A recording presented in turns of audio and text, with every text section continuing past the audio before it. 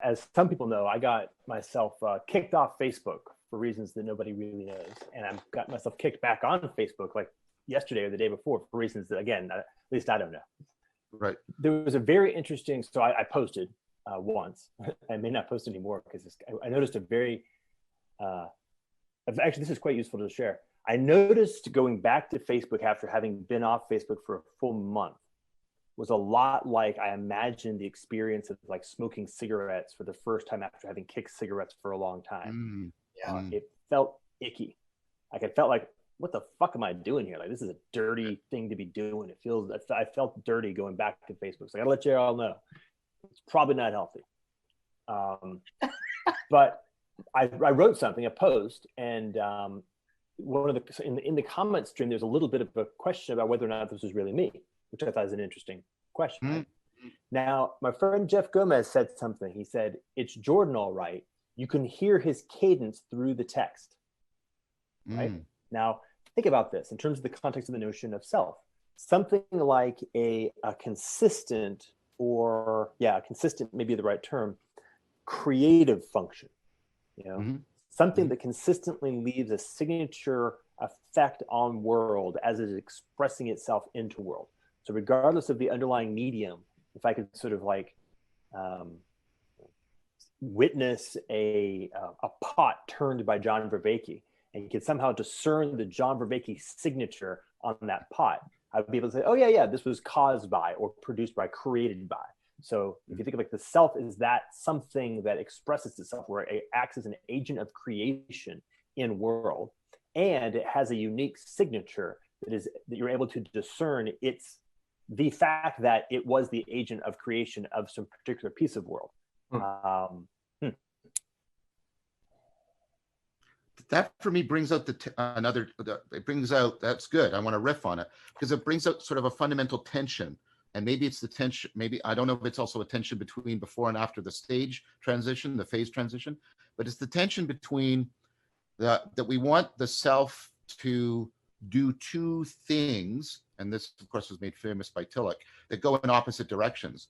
We want the self to be, as you said, Jordan, a unique signature of our presence in the world, but we want the self to be that which connects us to other things profoundly and deeply. We want to be simultaneously connected, and our self is our sense of self, and I've already argued that's in part constitutive of ourself, is really put somebody in Tom Hanks, Castaway, right? His sense of self and his identity collapses. He almost loses his personhood and his humanity. That's clearly indicated, right? And he has to create another. He has to create Wilson in order to preserve what little self he has. Right? So we want the uniqueness, but we want the dependent connectedness, and they pull on each other. And our standard models for that, at least the Cartesian soul model and the romantic story model, don't really give us what we need, because that, here's what I'm proposing to you guys. That tension is going to be magnified as we enter what I've been talking about, as we enter the pull between these different ecologies within which the self is embedded. What's interesting is that tension that you talked about is exactly the same tension that is the anxiety that one goes through in becoming intimate, in moments of intimacy. Yes. Yeah. Excellent. Great connection. Go. Where there's this part of me that's just wants to emerge with the cosmic tit of belonging forever, right? Yeah. And then there's another core drive, which is to be cosmically unique in my singular specialness, right? We'll say. And so an intimacy is usually these moments where on some level, the thing that sparks the intimacy is where, okay, what's actually true for me? If I say it, I may threaten the relationship, right? And so if I don't say it though, I lose myself. If I do say it, I may lose the relationship. And it's like there's that back and forth, and it's usually that trembling that happens, like when you're getting ready to really like say the thing that invites intimacy, is is still saying it, right? And then in the capacity to navigate, abide in, and stay with the anxiety, right, is in moving towards it, is the thing that opens up into intimacy. It's those moments where you cross that threshold, and it's usually those moments like in relationships where they really are transforming, because it's usually the thing that I'm most afraid of, right? By the time I say it and I get on the other side, I'm no longer the same person that started the sentence, that completes the sentence, right? So there's this moment of where, oh my God, the threat from before I said it to after I said it catapults us into a completely different, it can be very, very transformative. So this kind of, I think that there is this tension, right, that happens in a relationship. I just want to flag what you said, and I don't know if I'll say much about it, but that idea, that the connection between selfhood and intimacy, and Chris will probably want to talk about eros here, but the way you also, because you kept using the word and you framed it the way L.A. Paul talks about transformative experiences. I don't know what I'll be after I say this in the intimacy. I don't know what I'm going to lose when I speak, but I don't know what I'm going to miss if I don't speak, right? And you're caught in the transformative paradox. And as you say, yourself is at risk in a fundamental way. You're right. Your perspective and participatory knowing are going to go through a huge thing, right? And so there, and notice what you're trying to do. You're trying to get it. This is what's really exciting. You're trying to get an optimal grip. Yeah, you're trying to get an optimal grip. You see what I'm thinking here? I'm thinking that there's a level of relevance realization in the distributed, individuated self, right? That there's the trade-off relationships. There's a constant trade-off between individuation and participation. That's like the trade-offs between efficiency and resiliency, explore and exploit. But it's the fundamental machinery, right? That is constitutive of the self. Yeah. Anyways, I just want to put that out there as a sort of riffing on what you just said, because I thought that the connections you were making were really important. What does it say about the self that in order to be itself, to really be itself, seems to call forth the risk of itself, right? Because this is the no thingness of the self, right? Yes. The self, right? The self is something that can only be itself by internalizing something other than itself and connecting itself to something other than itself. That if it was truly monadic, it wouldn't be a self. It wouldn't exist. Yes. And that's the function then of the dialectical generation, right? Because the individuated self is reproduced of its participation.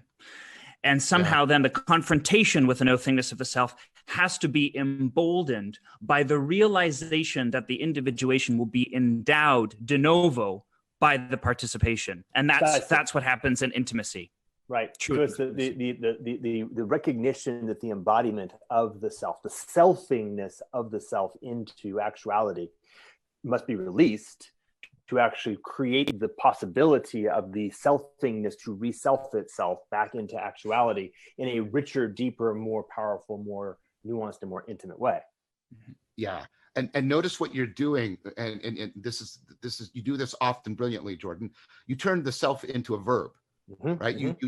You just transposed the fundamental grammatical category that we're using in order to try and talk about it. And I think that is something to also take note of. And that went right into my chest when you made that move, when you turned it into a selfing that can reself itself. I mean, that was just like, that went like right here. That was fantastic.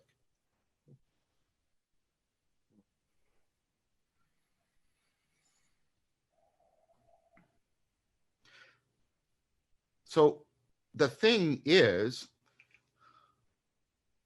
I know we're all sort of in a space now, but I want to pick up the thread that Jordan also put out there, which is he noted that there is going to be resistance, right? If that's the right word, to this phase transition, right?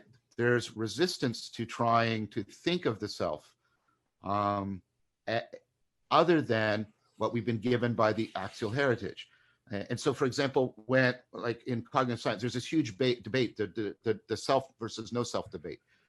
And, you have people on one side saying, well, the self is real, and people like Metzinger on the other side, or Hood, saying that the self is an illusion, and they go back and forth. And part of what's going on here is an undisclosed discussion, an implicit, actually non-discussion about what realness means.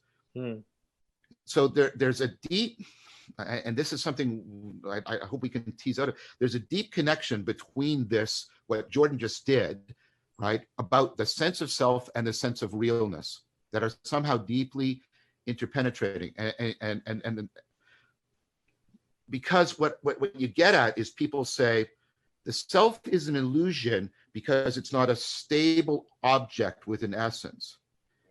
But if we had that standard of reality, you know what we'd end up saying in the face of modern science? That everything is not real. Tables and chairs and body. Where does that stop? You would go, the only thing that would be real would be sort of quantum probability waves, and everything else would be an illusion. And then that becomes just a performative contradiction, because all of the science being done by all these illusory beings using all of their illusory equipment, making all of their illusory statements, is the science.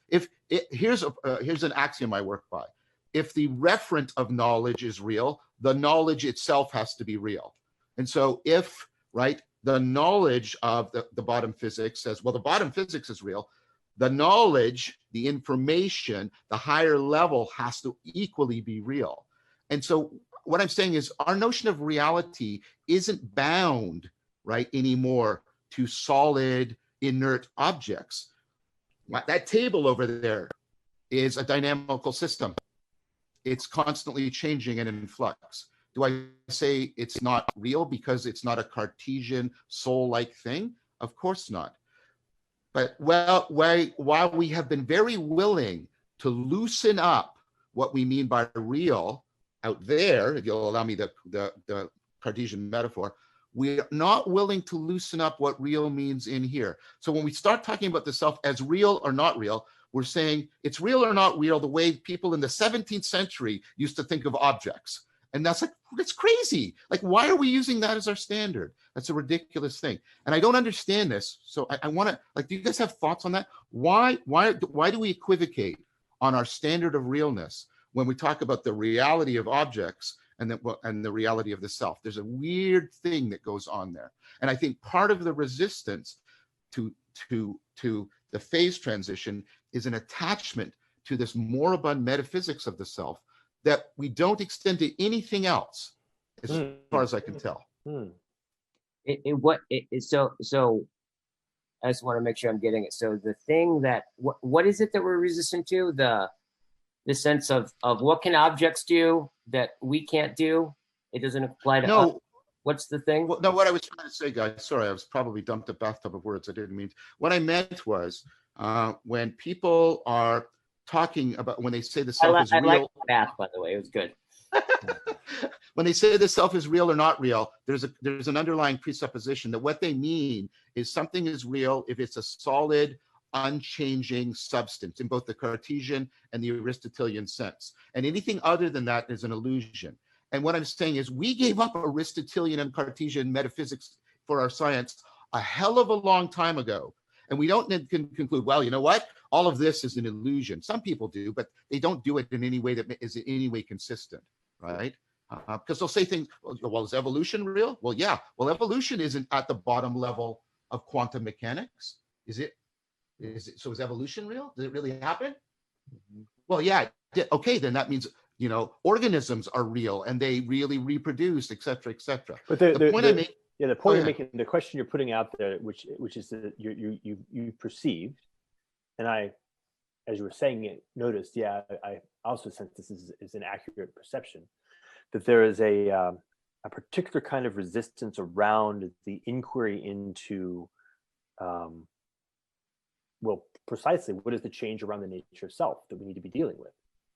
There's something about so the example you're giving is that there's this, in fact, absurd. And either conscious or unconscious, but absurd attachment to a 300-year-old metaphysics that it clearly has no gravity to it. But the point is that that's an indicator, that is a symptom of the fact that there is something going on around this particular object that holds it at a level of protectedness and or lack of being able to actually see it. Like it has that very, to me, what came up was very much along the lines of, okay, when something like that shows up in me, my normal orientation is to say, okay, what trauma are my defense mechanisms protecting right now? Right. It has that sensibility to it. Like it has that sensibility of a something in the collective zeitgeist is endeavoring to protect something that is deeply vulnerable and has, dysfunctional defense mechanisms around it. Yeah. So therefore, an interesting place to go into inquiry. Yeah. Therefore, if I heal my trauma, I may disappear. That's kind of the. That's right. That's right. It's a preservative. It's a very, very much a preservative instinct, right? Because the moment it's exteriorized to a level of abstraction that subjects it to the moving goalposts of this dimension of the scientific enterprise, all of a sudden it becomes subject to dispossession, subject to loss. Right. And at a time when everything is so subject to loss, I think we are loath to reframe something in such a way that we can lose it. Right. Jung said this, right? The greatest risk of having a soul is the risk of losing the soul. And to formulate it in such a way as to make it, to expose it contra the vulnerability. Maybe we'll work our way back to that dichotomy somewhere in here too. Yeah. No, I think there's a connection there. There's something about, right. We've talked about, let's use Jordan's gerund. Let's call it selfing. Okay. We've talked about the deep connections between selfing and this kind of distributed relevance realization and intimacy, and how that's transformative and it's valuable to us. Right. But so there's a lot to be gained potentially by moving, right? But so what is it?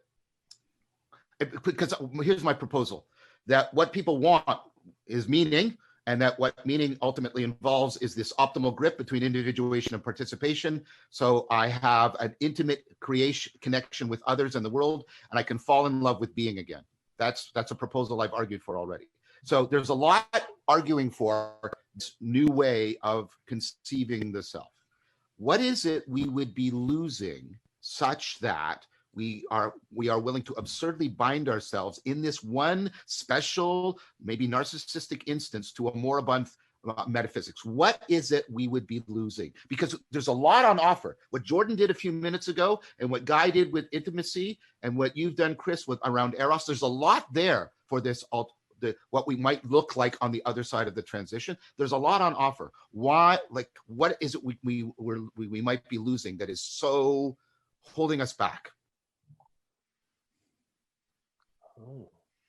It's like one of the things that comes up is that it just seems that so much of the Cartesian sense of the self is certainty, is seeking certainty through inference, and it to such a degree, right, where it's so insidious, because it's like, I know that I am because I think. I know that I am because you are. I know that I am because you like me. I know that I am because of this thing.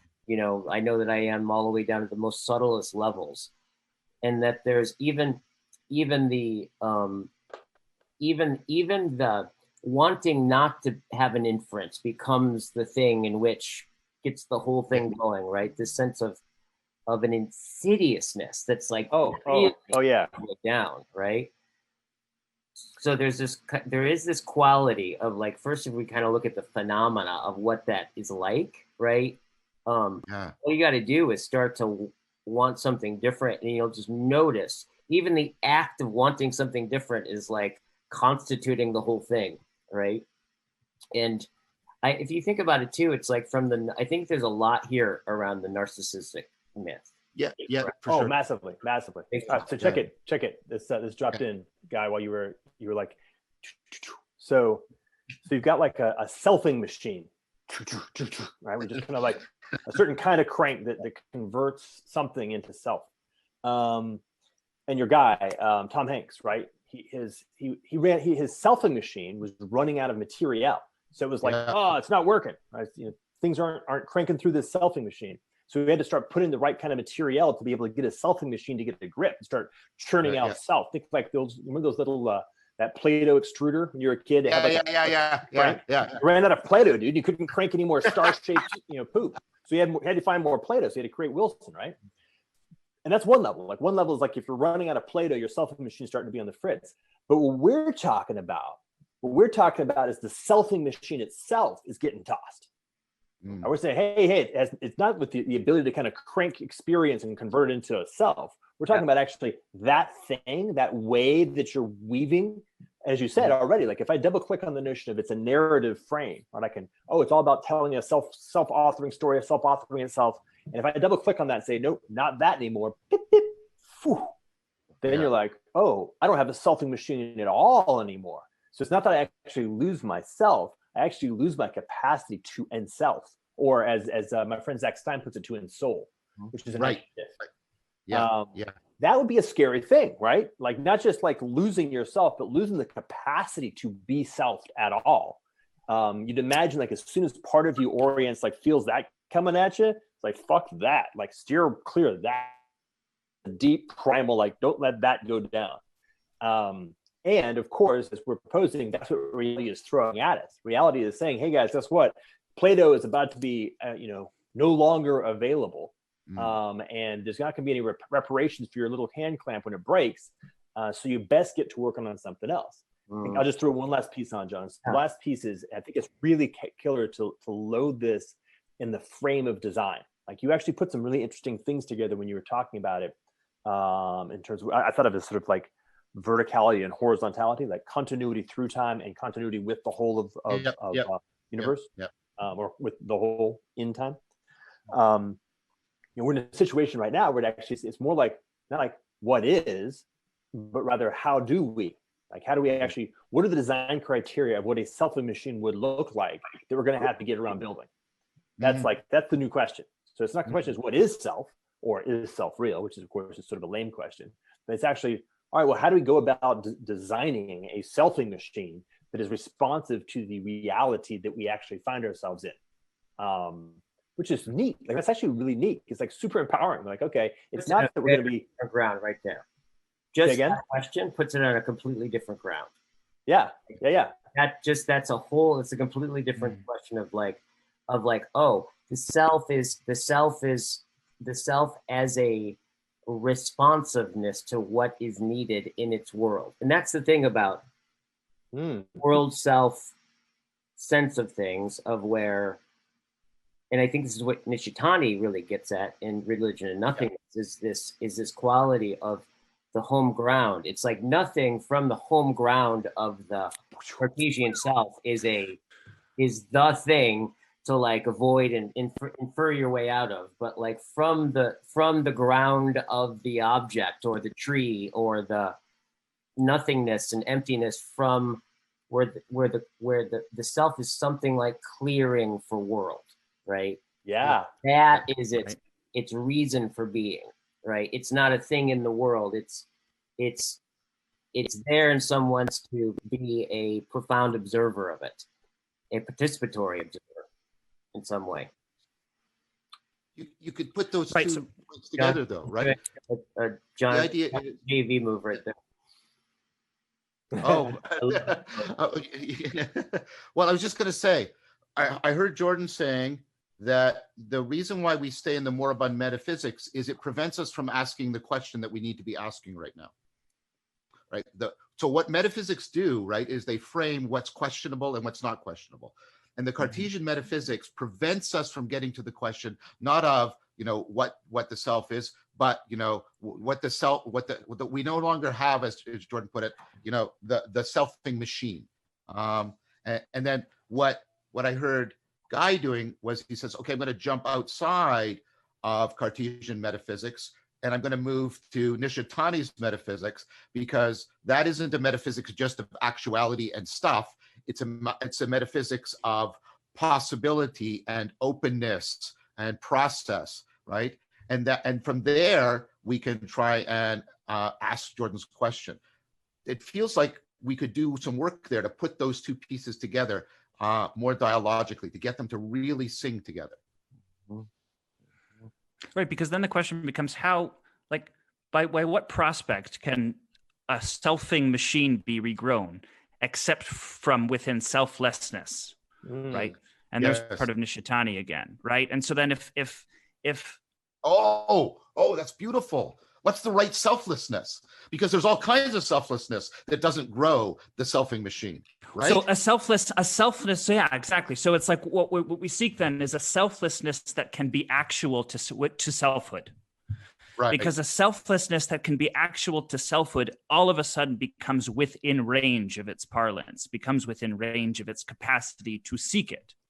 Right. It's like the non-being beyond being, John, that you right from Porphyry, right? Yeah. The non-being, right? The non-being, the non-being from beyond being. So that minuscule fraction of the infinite that has its disposition, the characteristic of reifying itself into the finite. Yes. Beautifully put. Yes, that precisely.